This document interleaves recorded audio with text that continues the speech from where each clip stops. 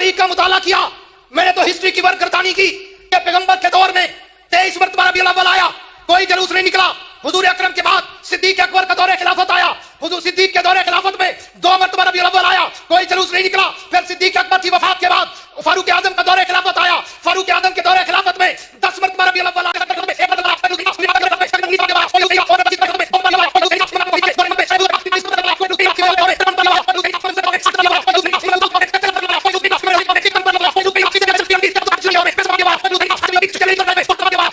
کوئی جلوس نہیں نکلا۔ بہاؤالدین زکریا ملتانی کے دور ولایت میں 55 دفعہ ربیع الاول آیا، کوئی جلوس نہیں نکلا۔ یہ جلوس نہ نبوت کے دور میں، نہ صداقت کے دور میں، نہ صحابہ کے دور میں، نہ تابعین کے دور میں، نہ ائمہ مجتہدین اکابرین، نہ اولیاء کے دور میں۔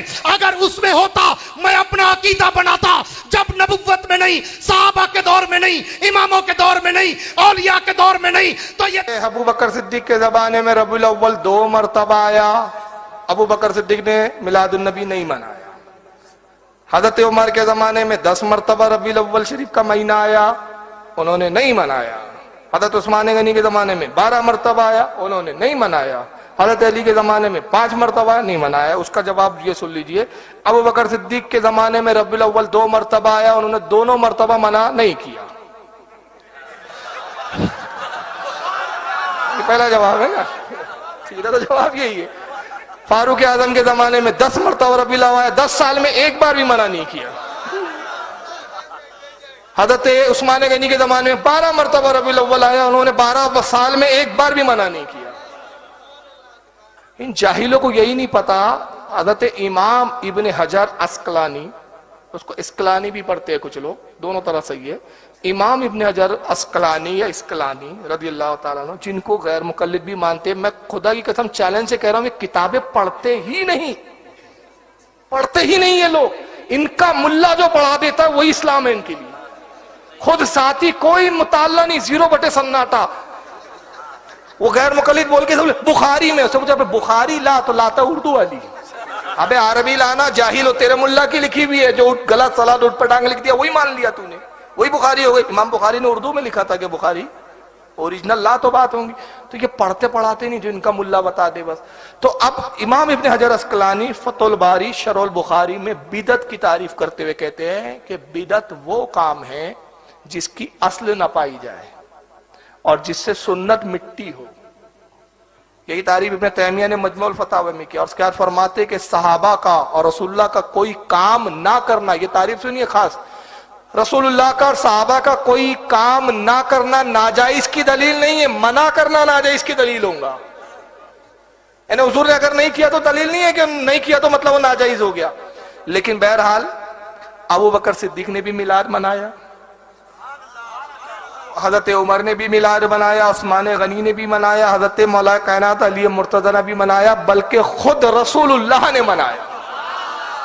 صحیح مسلم کی حدیث ہے کہ آقا ہر پیر کو روزہ رکھتے ہیں، ہر پیر کو۔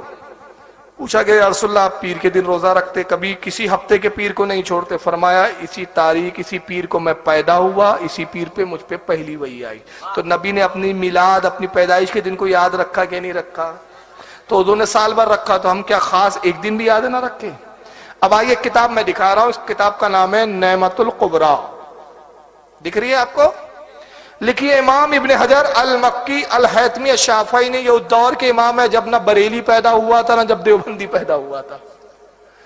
امام ابن حجر المکی کو دیوبندی بھی مانتے، غیر مقلد بھی مانتے۔ نعمت القبریٰ انہوں نے اپنی سند سے ایک روایت لکھی، ہمیں اس سے غرض نہیں کہ سند کی اصل کیا ہے، ضعیف ہے، یہ ہم تو صرف یہ بتا رہے ہیں کہ پہلے کے بھی امام مناتے تھے، یہ بریلیوں کی ایجاد نہیں ہے۔ نعمت القبریٰ کا صفحہ نمبر 6 ہے۔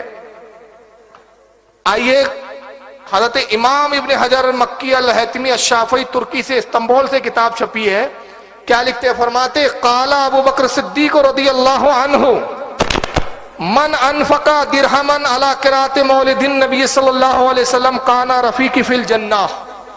ابو بکر صدیق کہتے ہیں جس نے نبی کی میلاد پر 1 درہم خرچ کیا وہ جنت میں میرا ساتھی ہوگا۔ وقال عمر رضی اللہ عنہ من عذب مولد النبی صلی اللہ علیہ وسلم فقد احیا الاسلام. حضرت عمر رضی اللہ تعالیٰ عنہ فرماتے ہیں جس نے نبی کے میلاد کی تعظیم کی اس نے گویا اسلام کو زندہ کر دیا. وقال عثمان رضی اللہ عنہ من انفق درہما علی قراءۃ مولد النبی صلی اللہ علیہ وسلم فکانما شہید غزوات بدر و حنین. حضرت عثمان غنی رضی اللہ تعالیٰ عنہ کہتے ہیں جس نے نبی کی میلاد پر 1 درہم خرچ کیا وہ غزوہ بدر اور حنین کے شہیدوں کے ساتھ اٹھایا جائے گا.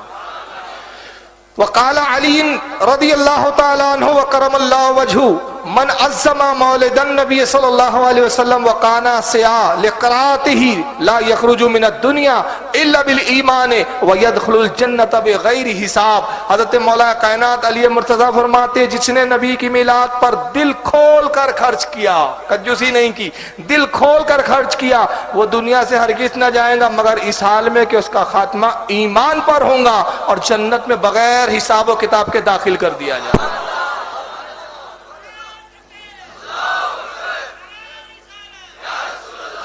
تو غیر مقلدوں کو چاہیے سنیوں کو بخشو، ہم بریلیوں کو چھوڑو، ہمت ہو تو ان علماء پہ فتوے لگاؤ.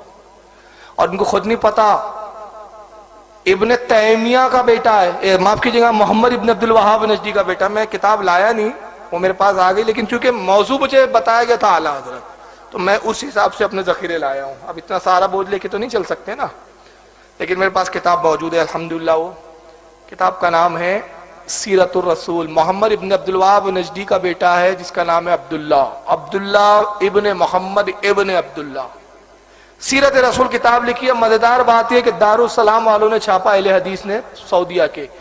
اس میں رسول اللہ کی زندگی کے حالات پر ابن تیمیہ کے بیٹے نے لکھا، اور یہاں تک لکھا کہ رسول اللہ صلی اللہ علیہ وسلم کی جب ولادت ہوئی تو بخاری کی وہ حدیث لایا. یہ بخاری میں حدیث موجود ہے.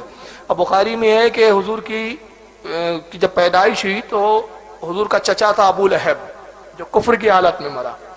صحابیہ جو اس کی لونڈی تھی وہ آتی ہے اور کہتی ہے کہ اے میرے آقا مبارک ہو، آپ کو بھتیجا ہوا ہے. بیٹھا ہوا تھا خوشی میں، انگلی سے اشارہ کیا، کہا کہ تو نے آج میرے بھتیجے کی پیدائش کی خوشی کی خوشخبری دی، جا آزاد ہے. انگلی سے اشارہ کیا، مر گیا. بعد میں حضرت عباس نے جو حضور کے دوسرے چچا ہے اور وہ ایمان لائے. حضرت عباس نے خواب میں دیکھا، کہا کہ ابو لہب تیرے ساتھ کیا معاملہ ہوا؟ تو کہا کہ خیر میں نہیں ہوں، عذاب میں ہوں، ایمان نہ لانے کی وجہ سے سخت عذاب میں ہوں، لیکن پیر کے دن جہنم سے نکال دیا جاتا ہے. سرکار پیر کے دن پیدا ہوئے اور یہ انگلی منہ میں پکڑا دی جاتی ہے، اس سے پانی نکلتا ہے، اس کو چوستا ہوں، ہفتے بھر کی پیاس بجھا لیتا ہوں. اور یہ اس لیے میرے ساتھ کیا گیا کہ کہا گیا کہ تو نے محمد صلی اللہ علیہ وسلم کی پیدائش پر لونڈی کو آزاد کیا تھا، یہ اس کا صلہ. اب خود کیا لکھ رہا ہے عبداللہ ابن محمد ابن عبد الوہاب نجدی، وہ کہتا ہے کہ اس مومن کا کیا کہنا جو موحد ہے، توحید کا ماننے والا ہے. ارے جب ابو لہب جیسے کو کافر کو نبی کی میلاد پر انعام دیا گیا تو مومن موحد کو کتنے انعام و اکرام دیے جائیں گے. تو اس کو اپنے گھر کی تو خبر نہیں ہے، پہلے اپنے گھر کی لکھے. حالانکہ یہ امام عبد الرحمن ابن جوزی کا قول ہے، یہ اس نے بھی نقل کیا ہے. تو بہرحال میلاد منانا جائز ہے، اور جو لوگ ناجائز کہتے ہیں ان سے صرف ایک گزارش ہے، ہمت ہو تو ایک حدیث لا دو کہ نبی نے کہا خبردار میری میلاد کا تذکرہ بھی مت کرنا، ورنہ مسلمان نہیں رہوں گے. بلکہ ہمیں تو روایتوں میں یہ ملتا ہے، کتاب الشفا میں امام قاضی عیاض لکھتے ہیں، اور امام قاضی عیاض ہوئے جن کے بارے میں ابن تیمیہ کہتا ہے کہ اپنے وقت کے وہ عالم تھے، وہ امام تھے جن کی پیروی اور اتباع ہم پر ضروری ہے. ابن تیمیہ ان کا گھر کا آدمی لکھتا ہے اور کہتا ہے کہ کتاب الشفا ان کی وہ کتاب ہے جو بارگاہ رسول میں مقبول ہے. تو کتاب الشفا میں لکھتے ہیں کہ حضرت عبد الرحمن ابن عوف، یہ رسول اللہ کے صحابین کی والدہ کا نام تھا شفا. کیا نام تھا؟ شفا.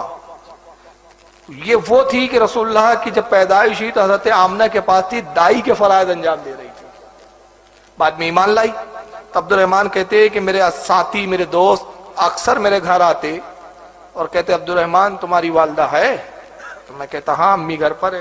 تو کہتے کہ ہم تمہاری امی سے رسول اللہ کی ولادت کے تذکرے سننے آئے ہیں.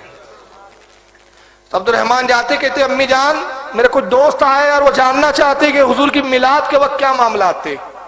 تو عبد الرحمن کہتے کہ میں فرش بچھا دیتا یعنی سترنجی وغیرہ، اس پر میرے دوست احباب بیٹھ جاتے اور پھر ایک تخت لاتے، اس تخت پر میری والدہ شفا بیٹھتی اور وہ رسول اللہ کی میلاد کا ذکر کرتی. حضور پیدا ہوئے تو یہ تھا، وہ ہوا، میں نے یہ دیکھا، میں نے وہ دیکھا، میں نے یہ دیکھا.